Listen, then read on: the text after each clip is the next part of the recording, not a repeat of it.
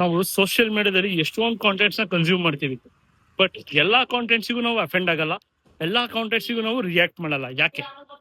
ಯಾವಾಗ ಆ ಕಾಂಟೆಂಟ್ಸ್ ನನ್ನ ವ್ಯೂಸ್, ನನ್ನ ಯೋಚನೆಗೆ ಎಗೇನ್ಸ್ಟ್ ಇರುತ್ತಲ್ಲ, ಅವಾಗ ನನಗೆ ಹರ್ಟ್ ಆಗುತ್ತೆ, ಇನ್ಫ್ಯಾಕ್ಟ್ ಅಫೆಂಡ್ ಆಗ್ತೀನಿ. ಸೊ ಒಬ್ಬ ಕ್ರಿಂಜ್ ಕಾಂಟೆಂಟ್ ಕ್ರಿಯೇಟರ್ ಇರ್ತಾನೆ, ಅವನಿಗೆ ಕ್ರಿಂಜ್ ಅಂದ್ರೆ ಅಫೆಂಡ್ ಆಗ್ತಾನೆ. ಒಬ್ಬ ಪೊಲಿಟಿಕಲ್ ವ್ಯೂಸ್ ಶೇರ್ ಮಾಡ್ತಾ ಇರ್ತಾನೆ, ಅವನದೇ ಸಪ್ರೇಟ್ ಪೊಲಿಟಿಕಲ್ ಅಜೆಂಡಾ ಇರುತ್ತೆ, ಅದನ್ನ ಎಕ್ಸ್ಪೋಸ್ ಮಾಡಿ ಅವ್ನು ಅಫೆಂಡ್ ಆಗ್ತಾನೆ. ಒಬ್ಬ ಎಜುಕೇಶನ್ ಬಗ್ಗೆ ಮಾತಾಡ್ತಾ ಇರ್ತಾನೆ, ಅವನೇ ಮಿಸ್ಲೀಡಿಂಗ್ ಇನ್ಫಾರ್ಮೇಶನ್ ನ ಶೇರ್ ಮಾಡ್ತಾ ಇರ್ತಾನೆ. ಒಬ್ಬ ಹೆಲ್ತ್ ಬಗ್ಗೆ ಮಾತಾಡ್ತಾ ಇರ್ತಾನೆ, ಅವನೇ ಜಂಕ್ ಪ್ರಾಡಕ್ಟ್ಸ್ ನ ಪ್ರಮೋಟ್ ಮಾಡ್ತಾ ಇರ್ತಾನೆ. ಇನ್ನೊಬ್ಬ ಏನೋ ಫಿಟ್ನೆಸ್, ಮೋಟಿವೇಶನ್, ಇನ್ಸ್ಪಿರೇಷನ್ ಅಂತ ಮಾಡ್ತಿರ್ತಾನೆ, ಅವನೇ ಗಾರ್ಬೇಜ್ ಕೆಲಸ ಮಾಡ್ಕೊಂಡಿರ್ತಾನೆ. ಸೊ ಇದೇ ತರ ಇನ್ನೊಬ್ಬ ಫ್ರೆಂಡ್ಶಿಪ್ ಬಗ್ಗೆ ಮಾತಾಡ್ತಾನೆ, ಅವನಿಗೆ ಫ್ರೆಂಡ್ಶಿಪ್ ಇನ್ ಎಫ್ ಕೂಡ ಗೊತ್ತಿರಲ್ಲ.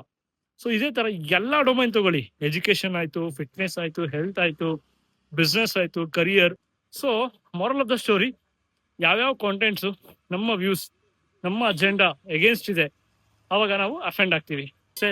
ಈಗ ನಾನು ಏನೋ ಒಂದು ವಿಡಿಯೋ ಮಾಡ್ಬೋದು, ಅಥವಾ ನಾನು ಏನೋ ಯಾರಿಗೋ ಏನೋ ಹೇಳ್ಬೋದು. ಸೊ ನನ್ನ ಅಜೆಂಡಾ ಏನಿರುತ್ತೆ ಅಂದ್ರೆ ಜನರಲ್ ಪಾಯಿಂಟ್ ಆಫ್ ವ್ಯೂ, ಯಾರಿಗೂ ಸ್ಪೆಸಿಫಿಕ್ ಟಾರ್ಗೆಟ್ ಮಾಡೋದಿರಲ್ಲ. ಲೆಟ್ಸ್ ಒಂದು ವಿಡಿಯೋ ನಾನು ಏನೋ ಮಾಡಿದೆ ಅನ್ಕೊಳ್ಳಿ. ಸೊ ನಮ್ಮ ಜಿಮ್ಮಲ್ಲಿ ಏನ್ ಅನ್ಕೊಂತಾರೆ, ಓ ನನ್ನ ಬಗ್ಗೆನೇ ಮಾಡಿದ್ದಾರೆ ಅನ್ಕೋತಾರೆ. ನನ್ನ ಫ್ರೆಂಡ್ಸ್ ಏನ್ ಅನ್ಕೊಂತಾರೆ, ಓ ನನ್ನ ಬಗ್ಗೆನೇ ಮಾಡಿದ್ದಾರೆ ಅನ್ಕೋತಾರೆ.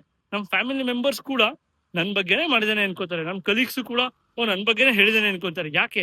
ಬಿಕಾಸ್ ಎಲ್ಲರಲ್ಲೂ ಒಂದು ಕಾಮನ್ ಫ್ಯಾಕ್ಟರ್ ಏನು ಅಂದ್ರೆ, ಯಾವುದೋ ಒಂದು ಪಾಯಿಂಟು ಅವ್ರಿಗೆ ರಿಲೇಟ್ ಆಗಿರುತ್ತೆ, ಅವ್ರು ಅದನ್ನ ತಪ್ಪು ಮಾಡ್ತಾ ಇರ್ತಾರೆ, ಅಥವಾ ಅವ್ರು ಅದನ್ನ ತಪ್ಪಾಗಿ ಅರ್ಥ ಮಾಡ್ಕೊಂಡಿರ್ತಾರೆ.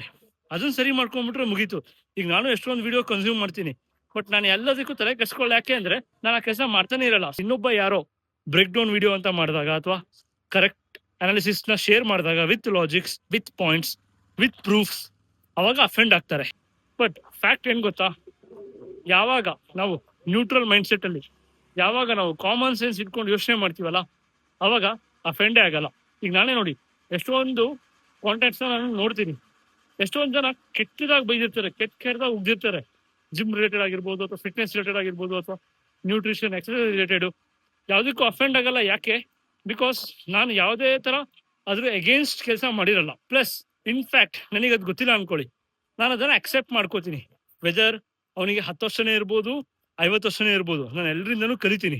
ಎಲ್ಲರಿಂದನೂ ಕಲ್ತ್ಕೊಂಡು ನಾನು ಇಂಪ್ರೂವ್ ಆಗ್ತೀನಿ, ಅಡಾಪ್ಟ್ ಮಾಡ್ಕೋತೀನಿ. I will learn my self. So ಈ ಮೈಂಡ್ ಸೆಟ್ ಇದ್ದಾಗೆ ನಮಗೆ ಪ್ರೋಗ್ರೆಸ್ ಆಗೋದು.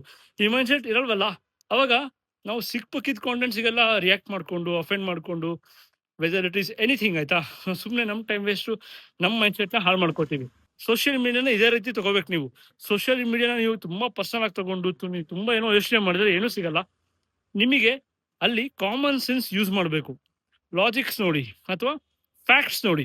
ಫ್ಯಾಕ್ಟ್ಸ್ ನೋಡ್ಬಿಟ್ಟು ಯಾರು ಏನ್ ಹೇಳ್ತಿದ್ದಾರೆ ಅಂತ ನೀವು ಅರ್ಥ ಮಾಡ್ಕೊಳ್ಳೋ ಶಕ್ತಿ ಇದ್ರೆ ಡೆಫಿನೆಟ್ಲಿ ಯಾವುದಕ್ಕೂ ಯಾರು ಏನು ಅಫೆಂಡ್ ಆಗಲ್ಲ.